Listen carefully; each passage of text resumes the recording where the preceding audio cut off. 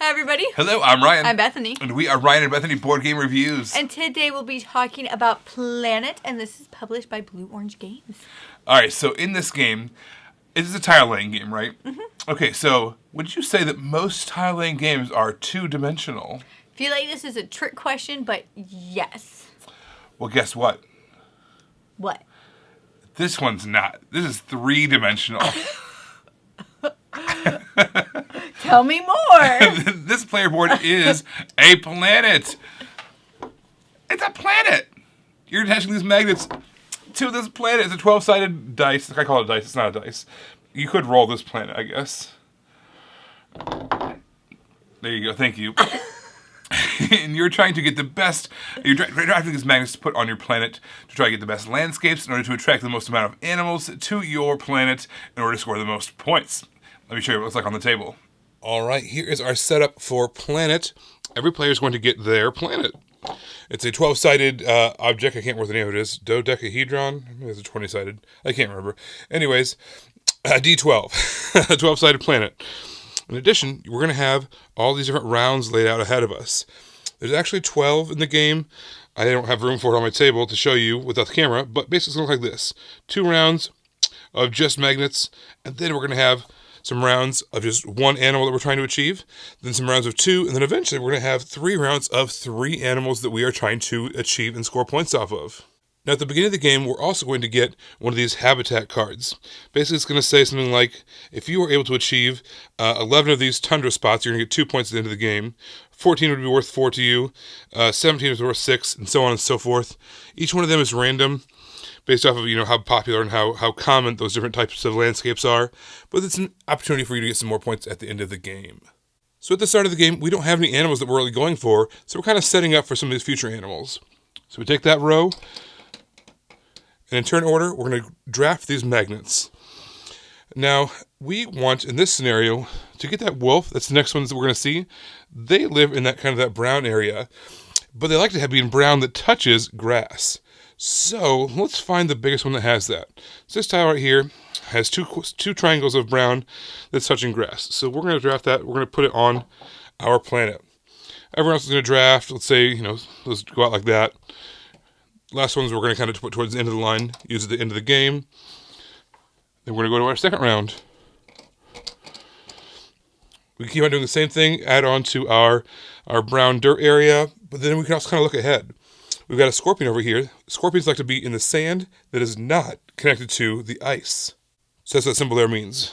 That's what they like to be. That's what they don't like, or the X mark shows they don't like that. And then over here, we've got another one upcoming. Tundra that is touching desert, touching sand.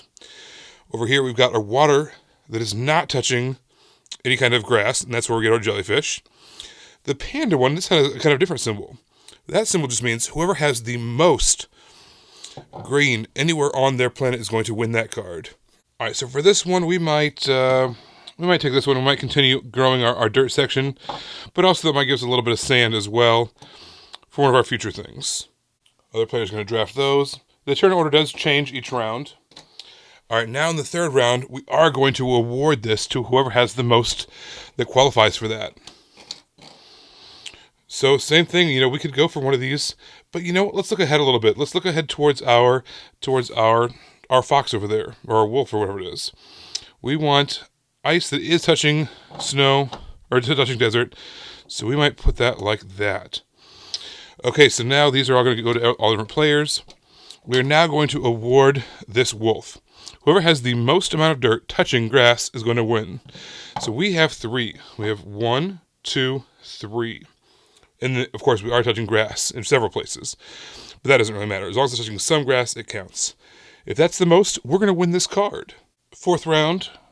We didn't really go after any of this scorpion stuff, so there's really not much point in going after it now.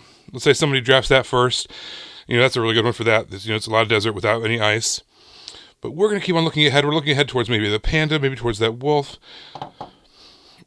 This one's kind of tricky. This one's water that's not touching any kind of grass. So let's get that one. And we don't have to put it connected to anything else. We can put it anywhere we want on our planet. Let's just kind of put it out here in the middle of nowhere. All right, so we did not win this one. We did not. The biggest spot we have of sand that's not touching ice is 1. Because This one over here is touching, and this is just 1 as well. So we didn't win that. Someone else won that one. And we're going to keep on going. So the game's going to keep on going like that until your entire planet is filled up. Basically, it's going to be 12 different rounds, and each time you're trying to look ahead, kind of seeing what animals you might be able to get, and draft magnets for your planet that are most likely to give you those points. And remember our natural habitat cards? Those are going to give us points at the end of the game as well. Now, for every animal that matches that, we're going to get 1 point. For every animal that we get that does not match that color, kind of around the border there, is going to be worth 2 points. So kind of encourage you to diversify and get away from just the main color that you're kind of going for already. So at the end of the 12 rounds, you're going to count up your points that you achieved from your natural habitat. You're going to get 1 point from your animals that match that color, 2 points from your animals that do not match that color, and whoever has the most points at the end of the game wins. I thought it was really innovative of them to have the planet be magnetic. Like, I've seen games where you can do this and it's like you slide things into a slot and it works, but I like this a lot. I like that it just stuck there and it was perfect, and regardless of when you were moving around, it just stayed in place. And so I just thought it was really innovative. I haven't seen anything like that yet, so it was really fun for me to see that. The tile laying games usually require some kind of spatial awareness, some kind of spatial recognizing. If I put this here, this will happen. That kind of thing. But this adds another layer to that, literally another dimension, right? You're so proud of yourself. I know, it's so stupid. But you have to think differently, right? Because tiles are going to wrap around the other side, and they're going to connect eventually on the other side as the board fills up, as your planet fills up. And you really have to think about things differently. I thought that was a really nice way of challenging yourself, in a light way. It's not like there's heaviness to it, but it's like you have to think a little bit. It's different.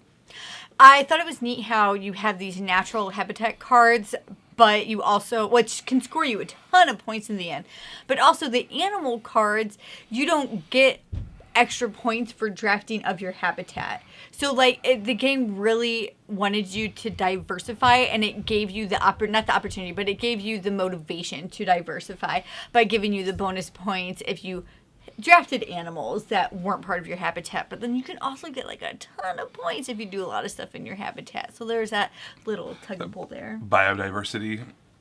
Yes. This game, ramped up really nicely for me. First of all, it's a really short package anyways. It says 30 minutes in the box, but I found, at least in our, some of our 2-player games, we're talking 15, 20 minutes. If you have the full complement, like when we play with our daughters, it might be longer than that, but still really, really quick. You get a really great game in that small package. But it ramps up really nicely. So you start with, just taking tiles, and you're looking ahead to see what animals you might be trying to get ready for. And then, you get 1 animal at a time for a few rounds. And then you get 2 animals, and then eventually 3 animals. So you have a lot more to think about, a lot more to kind of prepare for. But it's all out there in the open. From the beginning of the game what kinds of things are going to score you points later on in the game. And you're kind of hunting for those tiles that make that happen. And I thought that was super interesting. And to kind of, be prepared to draft things as they come up, but also know which animals. Okay, I'm just not going to get that one, but I'm going to try for that one. Which ones to really go after, because there's 2 or 3 that maybe have something similar going on, so you can try to get them both at the same time, or whatever the case is. I really liked how this game just kind of sped up and ramped up. So I love tile laying games. I absolutely love them. And Ryan had said that this was like a tile laying game, but that it twisted your brain in a different way. And my brain did not like being twisted in that way. I really like everything that this game was trying to do. But for some reason, I just didn't like it. And I don't know. I really like what it did, the idea behind it. I feel like there's going to be things to come because of this game. And so I think that's really neat. But for some reason, it just twisted my brain in a way that hurt. I personally twisted my brain just right. Like when you go to the chiropractor and they crack your back or something. Yeah. It felt like that for me. You hate the chiropractor. It's a metaphor. It's a metaphor. Okay. It's a mental metaphor for the physical. We live in the hometown of chiropractic care. Weird. I don't know why. It just happened. Yeah. We thought you should know. There you go. I didn't think that. The point is, I did enjoy this game quite a bit. This is, I I love the animals. It has really cool wildlife photos, and getting those, and be able to plan ahead for those. I love that kind of that forward thinking, that forward planning really gets my brain working in the right direction. And then also just kind of planning ahead on the tiles themselves and knowing where to place them and how to twist them and which ones to take. In fact, there's a lot of decisions to make in this game. I love decisions that are important and impactful. This was full of them. Plus, it was 3-dimensional tile laying game. What's not to like? We talked about But that. anyways, for me, this is a win. Well, everybody, thank you so much for watching. Don't forget to subscribe so you can see our videos as they come out. And you can find us on all the places. On Facebook, we're Ryan Bethany Board Game Reviews. On Twitter, we're Ryan Bethany 1. And on Instagram, we are Ryan and Bethany. All right, guys, thanks for watching, and we will see you next time. Bye. Bye.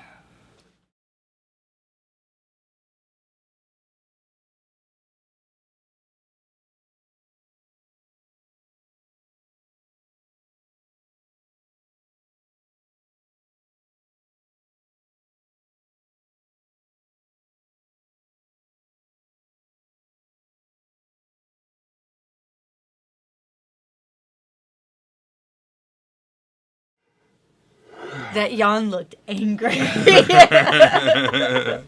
I'm picking your angry eyes Just in case.